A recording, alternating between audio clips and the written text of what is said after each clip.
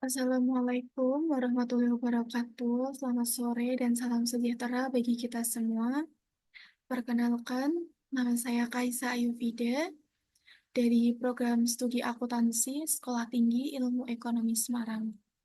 Pada kesempatan kali ini, saya akan mempresentasikan makalah dengan judul Penulisan Kutipan dan Daftar Pustaka dalam Karya Ilmiah, yang merupakan tugas dari mata kuliah Bahasa Indonesia di bawah bimbingan Ibu Arlis Muryani, MPD.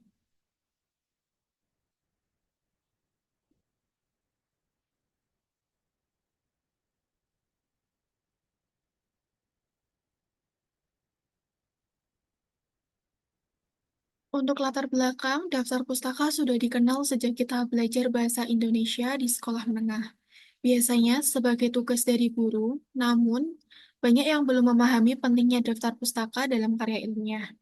Ketika menyusun sebuah karya tulis, kita baru menyadari bahwa daftar pustaka dan kutipan memiliki peran penting untuk menunjukkan sumber data dan menjaga keaslian karya. Dalam karyangan ilmiah, kutipan menjadi unsur yang tidak dapat dipisahkan karena memperkuat argumen penulis. Sayangnya, unsur ini sering disepelekan. Oleh karena itu, makalah ini membahas bagaimana membuat kutipan dan daftar pustaka yang benar, karena keduanya sangat penting untuk menunjang pembelajaran bahasa Indonesia di perguruan tinggi.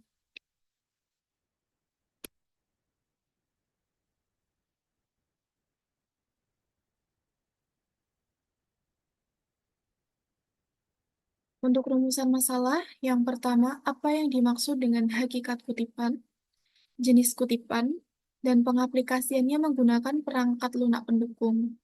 Kemudian, yang kedua, apa yang dimaksud dengan hakikat daftar pustaka, sumber daftar pustaka, dan pengaplikasiannya menggunakan perangkat lunak pendukung.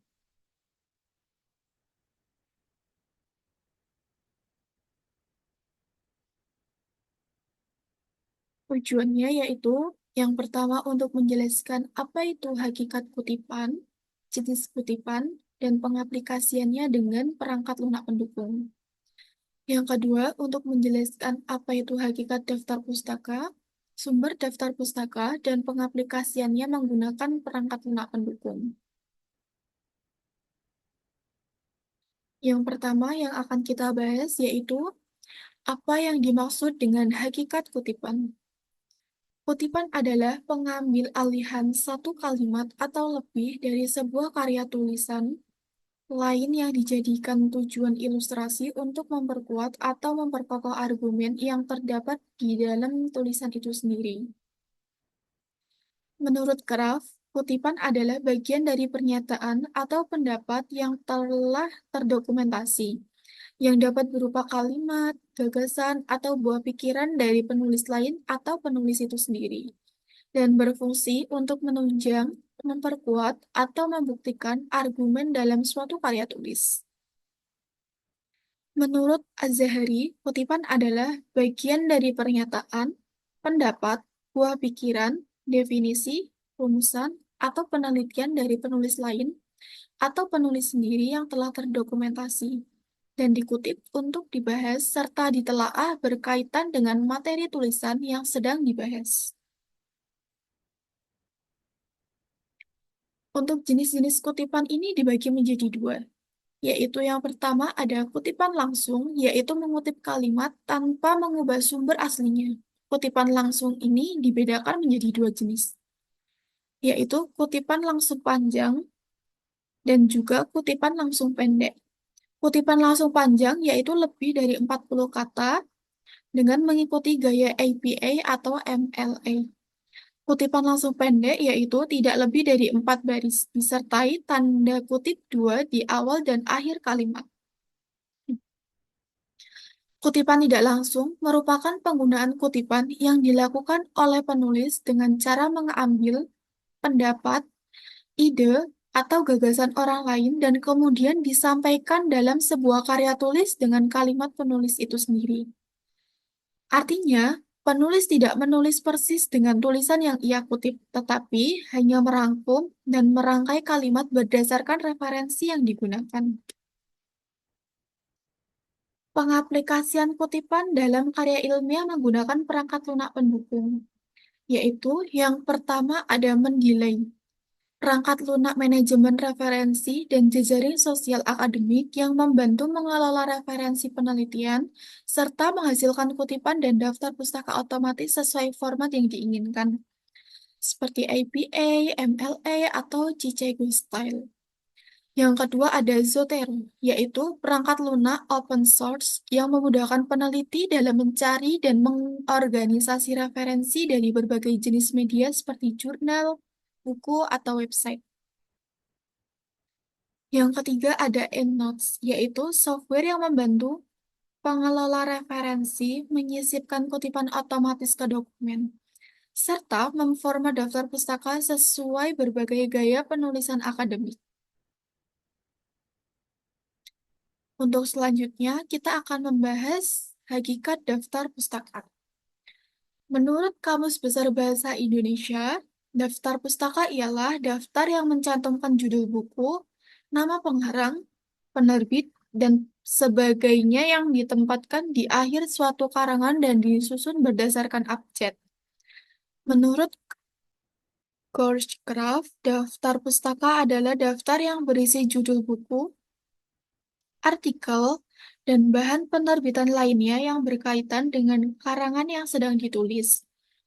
Melalui daftar pustaka, pembaca atau cendekiawan dapat melihat kembali sumber aslinya, memeriksa kesesuaian isi, dan memperluas wawasan melalui referensi tersebut. Sumber daftar pustaka ini dapat diambil dari berbagai hal. Untuk yang pertama dari buku, sumber bacaan utama untuk merujuk informasi, kemudian ada jurnal, publikasi ilmiah yang berisi artikel-artikel penelitian, ataupun dari jurnal penerbit The Publish. Yang ketiga bisa dari skripsi atau tesis, yaitu karya ilmiah akhir yang menjadi bahan referensi. Yang keempat ada artikel ilmiah, sumber informasi yang disajikan dalam bentuk artikel.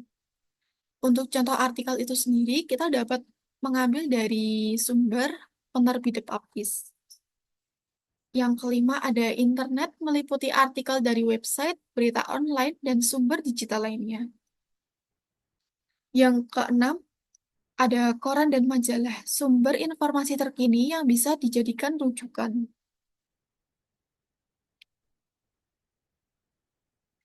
Pengaplikasian daftar pustaka menggunakan perangkat lunak pendukung. Yang pertama ada Mendeley, yaitu untuk menyimpan dan menghasilkan daftar pustaka otomatis. Yang kedua ada Zotero, yang bersifat open source dan bisa dihubungkan ke Word atau Google Document.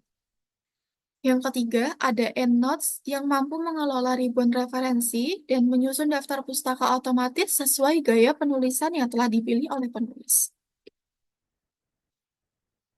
Yang selanjutnya ada studi kasus dengan tema permasalahan, ketidakkonsistenan, dan kesalahan format penulisan daftar pustaka dalam karya ilmiah berdasarkan kaidah APA Style. Dalam studi kasus pada daftar pustaka skripsi tentang pengaruh modal investasi, persepsi risiko, dan persepsi return terhadap minat investasi mahasiswa STS Semarang di pasar modal. Untuk yang pertama, permasalahannya yaitu ketidakkonsisten penulisan nama penulis dan penggunaan tanda baca. Contohnya Burhanuddin, B, Siti, A, H, dan Sri Bintang, MP tahun 2021. Penulisan ini tidak konsisten karena pada bagian nama kedua dan ketiga terdapat penggunaan tanda koma dan huruf kapital yang tidak seragam. Dalam format APA seharusnya ditulis Burhanuddin, B, Siti, AH, dan Bintang MPS tahun 2021.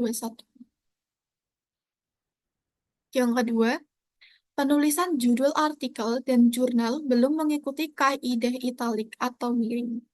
Contohnya Ghazali Imam tahun 2018, aplikasi analisis multivariat dengan program IBM SPSS 25, Badan Penerbit di Universitas Diponegoro. Pada beberapa entry, judul buku atau jurnal tidak dicetak miring seperti yang seharusnya. Untuk contoh permasalahan yang ketiga, yaitu huruf kapital dalam judul tidak sesuai aturan APA. Contohnya, Fatimah, R, D, Wahyuni, I, dan Pramitasari, T, di tahun 2022, pengaruh efikasi keuangan terhadap keputusan investasi dengan minat investasi sebagai variabel intervening. Atau studi kasus mahasiswa Fakultas Ekonomi dan Bisnis Universitas Abdurrahman Saleh, Situbondo, Angkatan 2018.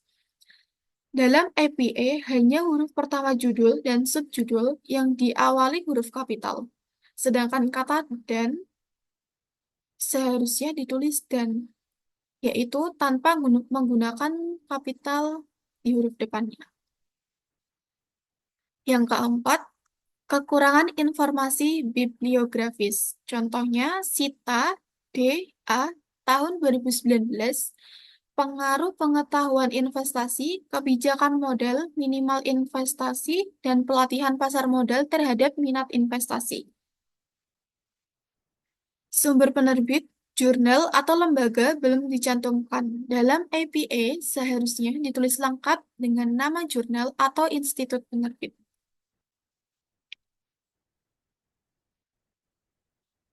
Selanjutnya, nomor 5, ketidakkonsistenan dalam penyebutan sumber skripsi, tesis, dan jurnal.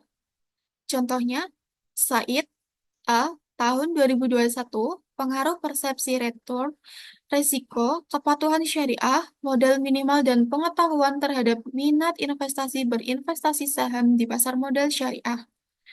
Atau doctoral dissertation, Sekolah Tinggi Ilmu Ekonomi Indonesia. Beberapa entry mencantumkan format doctoral dissertation dengan benar, namun pada entry lain, misalnya Hasibuan S. R. 2018 tidak mencantumkan keterangan bahwa karya tersebut adalah skripsi atau tesis. Yang keenam, urutan daftar pustaka belum sepenuhnya sesuai abjad. Beberapa sumber seperti KSEI tahun 2023 dan Lisnayati Rambe tahun 2018 tertulis setelah beberapa penulis dengan awalan huruf M atau N yang menunjukkan penyusunan belum diurutkan secara alfabetis. Untuk selanjutnya, cara penyelesaiannya yaitu yang pertama, gunakan format penulisan APA secara konsisten. Yang kedua, gunakan perangkat lunak pengelola referensi seperti Mendeley, Zotero, atau EndNote. Yang ketiga, lakukan pengecekan ejaan dan kapitalisasi secara menyeluruh. Yang keempat, pastikan semua sumber tercantum informasi lengkap. Yang kelima, urutan daftar pustaka secara alfabetis berdasarkan nama belakang penulis pertama. Untuk yang terakhir, adakan pelatihan literasi akademik di tingkat fakultas atau program studi untuk membekali mahasiswa dengan kemampuan teknis dalam pengutipan dan penulisan daftar pustaka yang benar. Untuk kesimpulannya, berdasarkan pembahasan yang telah disajikan dan dijelaskan, dapat disimpulkan bahwa kutipan dan daftar pustaka memiliki peran penting dalam menjaga keaslian, kejujuran, dan integritas akademik suatu karya ilmiah. Permasalahan yang sering muncul meliputi ketidakkonsistenan penulisan nama penulis, penggunaan huruf kapital yang salah, informasi yang tidak lengkap, serta urutan daftar pustaka yang belum sesuai abjad. Faktor penyebab utama adalah kurangnya pemahaman mahasiswa terhadap pedoman gaya penulisan ilmiah seperti APA Edition dan kebiasaan menulis daftar pustaka secara manual tanpa bantuan perangkat lunak.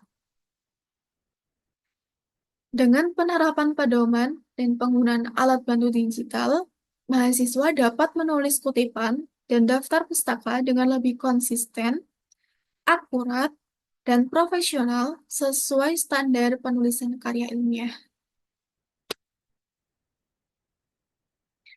Sekian dari penjelasan saya mengenai penulisan kutipan dan daftar pustaka dalam karya ilmiah. Apabila ada kesalahan dalam menyampaikan atau bahasa saya yang kurang berkenan, mohon dimaafkan. Terima kasih. Wassalamualaikum warahmatullahi wabarakatuh.